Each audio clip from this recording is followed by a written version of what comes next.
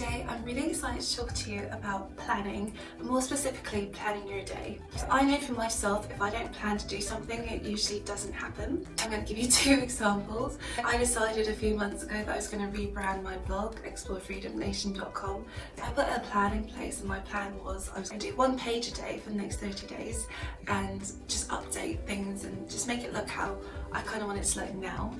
And I also decided at the time that I wanted to lose 10 pounds, but I sort of had no strategy in place for that. I was just gonna see what happens at the end of the month. You can guess what happened. What happened was my blog has been rebranded, but my weight has sort of stayed the same. And planning is so huge, it's right up there with like taking massive action. In order to get what you want in life, you have to first have a goal, then have a plan for how you're gonna get to that goal, and then take the massive action to get it. I've always been really good at having massive goals and massive dreams, but the whole planning bit is something that I've really been working on, because you need to break down your goals into more bite-sized, more manageable times, and it all comes down to how you plan your day. So in this little video, I'm just going to share with you some of the tips that I've been learning and that people have shared with me and that I'm implementing, which I'm starting to see results. And I just hope that it provides you with value and that you can use it in your life.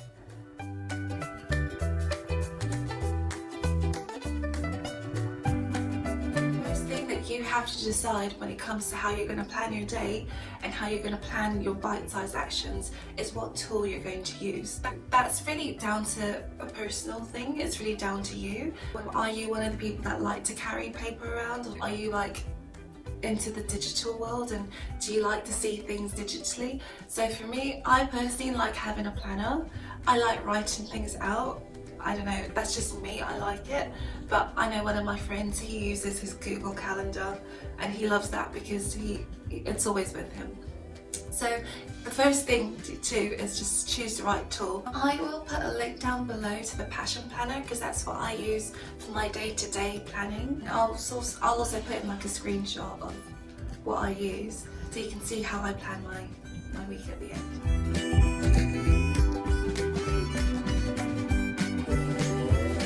Once you've decided what tool you're going to use, the next step is to break down your calendar into little bite-sized chunks. So what I like to do, I use the Passion Planner, is I color coordinate everything. So for example, work is for green, spending time with family and friends, that's purple, spending time at church or doing something spiritual is yellow.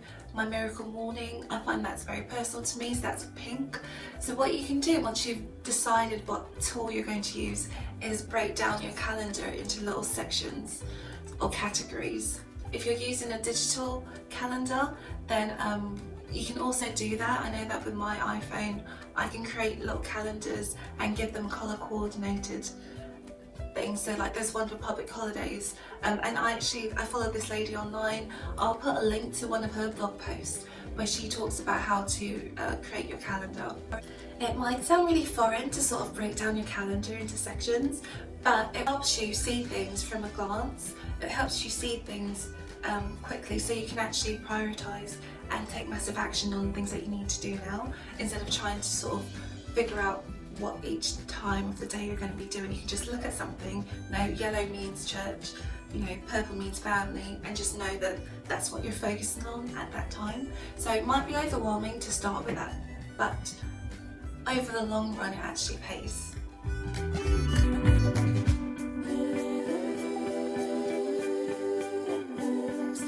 Be to fill in the week ahead. Like I said before, I use the Passion Planner, it's a physical planner, and what I do is on a Sunday night I spend 1 hour just planning the week ahead, and I try to plan everything. I put in my work time, I put in my gym time, I put in my time with family and friends, I put in my downtime, I put in when I'm going to the cinema. Like the more detailed you can fill it in, the better, so you know like all your time is accounted for, because time is the most limited resource that we have.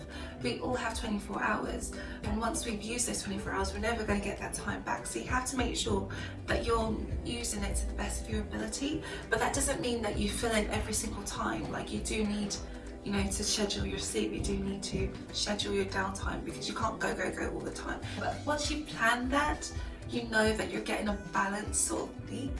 I feel like you get more from that because you know that, you know, you've put in everything that you need to do for that week. So if you think that colour coordinating or putting everything in for the week ahead might be restrictive, it's not. It's actually really freeing because you're in control of your future. You are planning ahead. You are planning what's your priorities.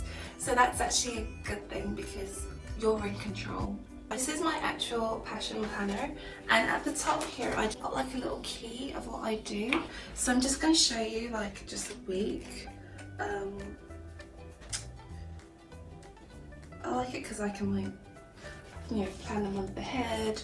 I can.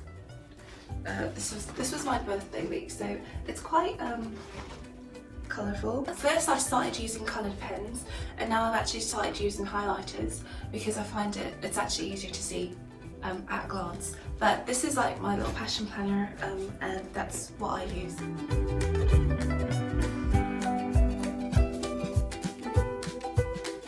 Number 4 is to actually do what's on your calendar. It's not just enough to plan, you actually have to follow through and do the action. That's the only way you're actually going to get results. For example, if I put on my calendar that I'm going to do yoga at 6:15 in the morning, it means that I know I have to go to bed at a decent hour the night before, and then I have to actually get up out of bed when my alarm goes off to get to the gym, to get to the class. It does take effort, and it's so much easier to plan something, and it takes a lot of follow through, it takes a lot of guts.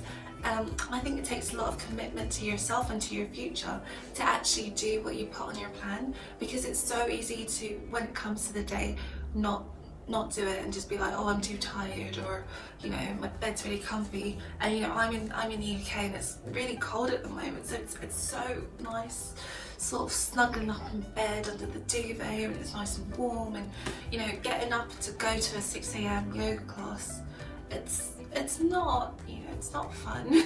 But I know I've put that down because I know that I need to plan my future. I know that I'm sort of going for a fitness goal, and I know that when I don't plan for it, nothing happens. So I put it on my calendar, and I know that I have to do it, because if I don't do the work, I will be in the same position next year that I'm in today, and I don't want that to happen.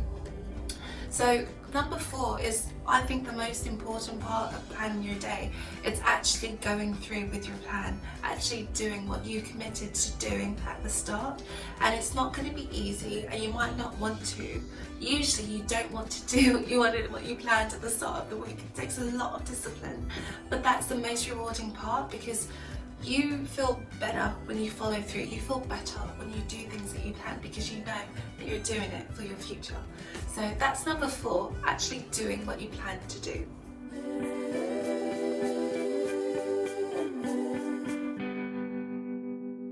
Number 5 is say no to everything else. And this sort of comes back to doing what you plan to do. If you plan your week properly, you plan your day properly, then yeah, you should have some free time. But if something comes up unexpectedly, like going for an early lunch with friends or going for after work drinks with someone, if it's not on your plan, even though it's tempting, you have to say no to it. And I find that really hard sometimes. That's something that I'm trying to get better at. So for example, I have a lot of last minute friends. Like last minute they'll be like, oh, let's do this or let's do that, and I'd be like, sorry hun, I actually have plans for that day, but let's do something a week later. So I can plan it a week in advance, and I know that I'm going to do it because it's on my schedule. So this also takes a lot of discipline, but it's something that your future self will thank you for, because at the end of the day, you're your main priority. Your goals, your dreams, your vision for your life is much, much more important than saying no to someone right now. And it's not like you have an unbalanced plan or you have an unbalanced schedule. If you plan your day right, you should be able to do everything, and just let people know that they have to be respectful of your time. and you have to sort of set limits on what your expectations are. If someone wants to spend time with you, then they need to know. You have to sort of train people now to know that they have to book in with you in advance, because your time is valuable. It is so valuable, so you have to spend it doing things that are the main priority for you. I'm all about having fun, especially here in London. There is always something to do. But you know, you plan ahead. And that's one of the keys that I'm really learning this year, is about planning. Not just planning, but actually doing what's on the plan and saying no to everything else.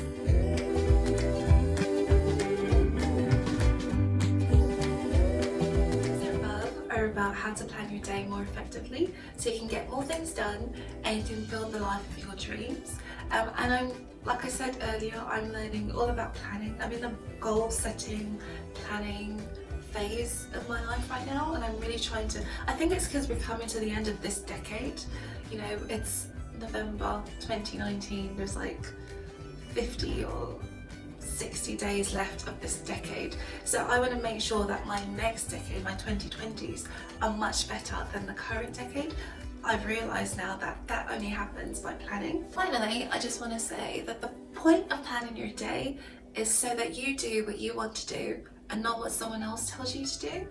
We all have the same 24 hours, we all have big visions, we all have big dreams. The difference between most people and people that are successful is that successful people put plans in place and actually follow those plans. So if you want to be in a different place a year from now than you are right now, then use some of the tools and some of the strategies that I've said and actually plan your day. Plan your day for the week ahead.